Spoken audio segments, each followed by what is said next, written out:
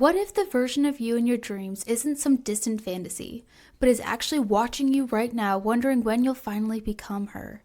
Have you ever felt that 3 a.m. anxiety, the one that whispers you've checked all the society boxes, but something essential is still missing? That's not random anxiety. That's your higher self trying to wake you up. I'm going to share something deeply personal with you today.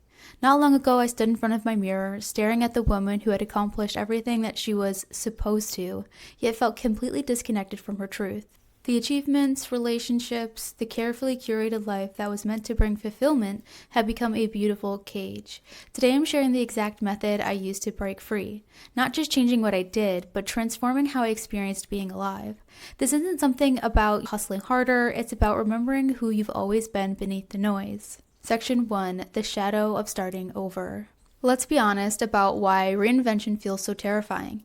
Most of us avoid starting over because familiar pain feels safer than unfamiliar possibility. We fear financial insecurity, identity loss, and judgment from others. But here's where conventional wisdom gets wrong. True reinvention isn't about hustling harder or forcing yourself into a new identity. Those approaches create temporary change that never really sticks, because they're built on the same foundation that created your current reality. How many times have you promised yourself, this time it will be different, only to slide back into old patterns weeks later? That's because you've been trying to reinvent yourself using the same consciousness that created your current circumstances. Section 2, The Higher Self Method. Your nervous system isn't sabotaging you, it's protecting the version of you that no longer exists.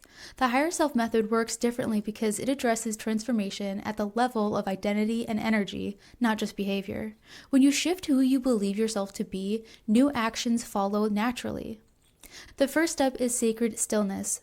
This step is the one that most people skip. Becoming still enough to hear your own truth. In a world that profits from your disconnection from yourself, simply sitting in silence is a revolutionary act. For just 7 days, try spending 20 minutes each morning in complete silence before checking your phone, and during this time, ask yourself, if I removed all limitations, time, money, others' expectations, what would I create with my life? Step 2 is divine decluttering. Your higher self understands that creation begins with emptiness. Before building anything anew, you must clear the foundation. Most people try to add new habits to an already cluttered life and wonder why nothing sticks.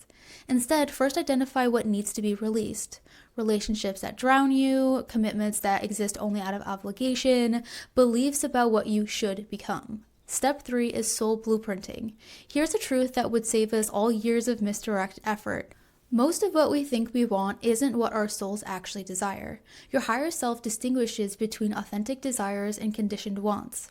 The question isn't just, what do I want, but where did this desire originate?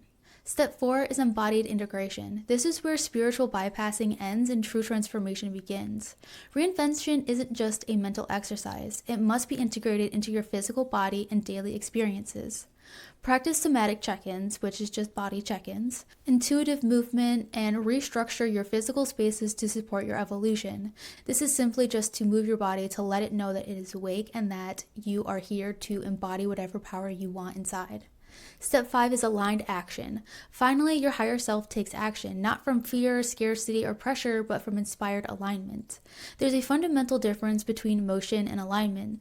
Most people stay busy to avoid the discomfort of transformation, mistaking activity for progress.